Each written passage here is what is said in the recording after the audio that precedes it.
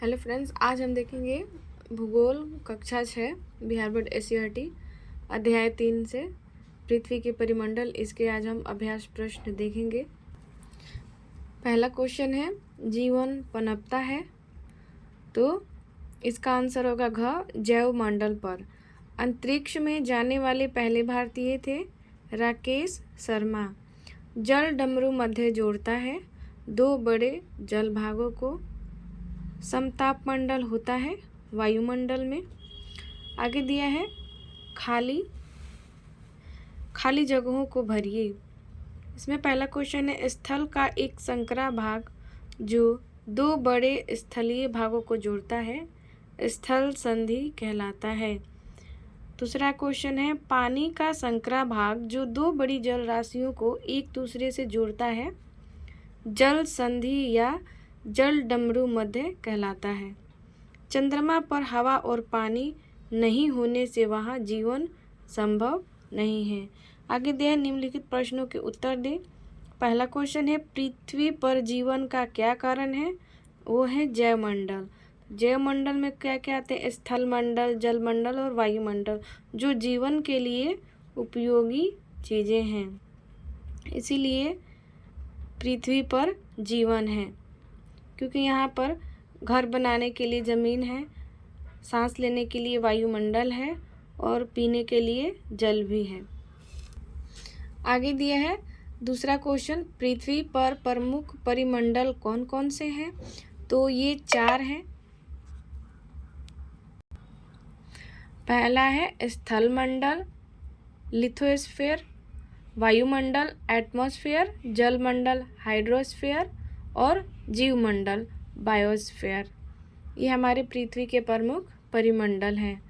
तीसरा क्वेश्चन दिया है, पृथ्वी के प्रमुख महाद्वीपों के नाम लिखिए। यहाँ पे है प्रमुख महाद्वीप, कुल 7 महाद्वीप हैं। हम देख सकते हैं, यहाँ है यूरोप महाद्वीप, अफ्रीका महाद्वीप, एशिया महाद्वीप, और ये है उत्तरी अमेरिका, ये दक्षिणी अमेरिका, ऑस्ट्रेलिया और अंटार्कटिका। ये कुल 7 महाद्वीप हैं।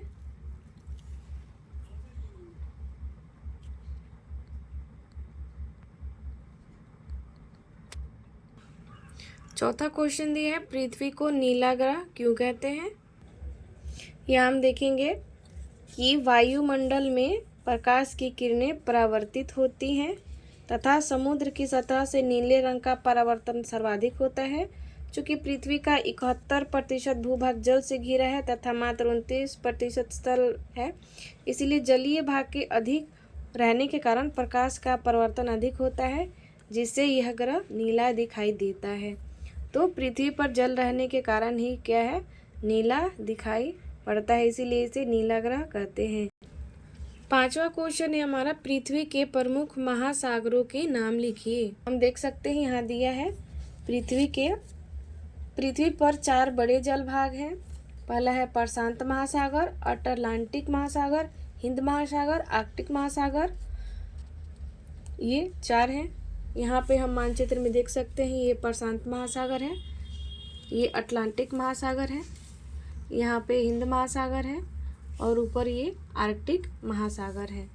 ये जो सभी जो महासागर हैं एक दूसरे से जुड़े हुए हैं। छठा क्वेश्चन है, जैवमंडल किसे कहते हैं? इसका विस्तार कहाँ है? यहाँ पे देख सकते हैं कि सभी जीवों की आवश्यकताएं भोजन, पानी और हवा हैं।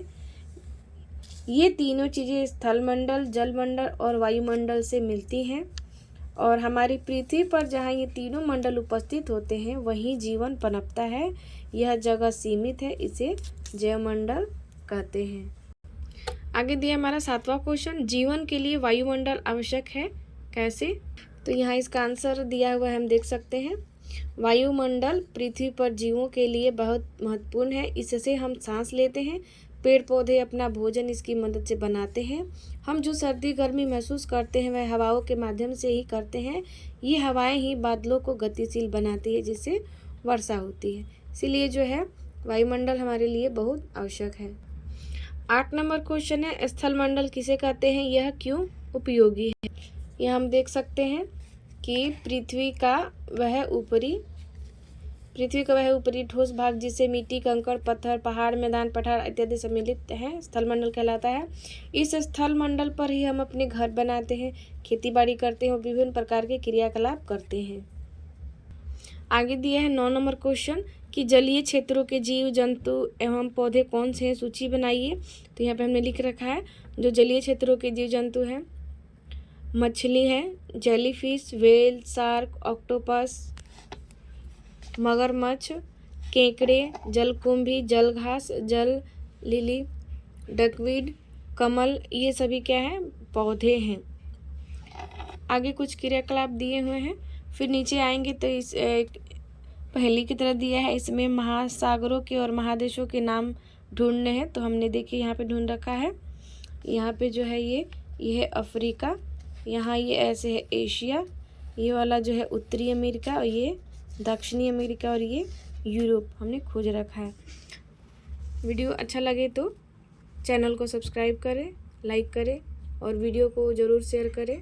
धन्यवाद, थैंक यू।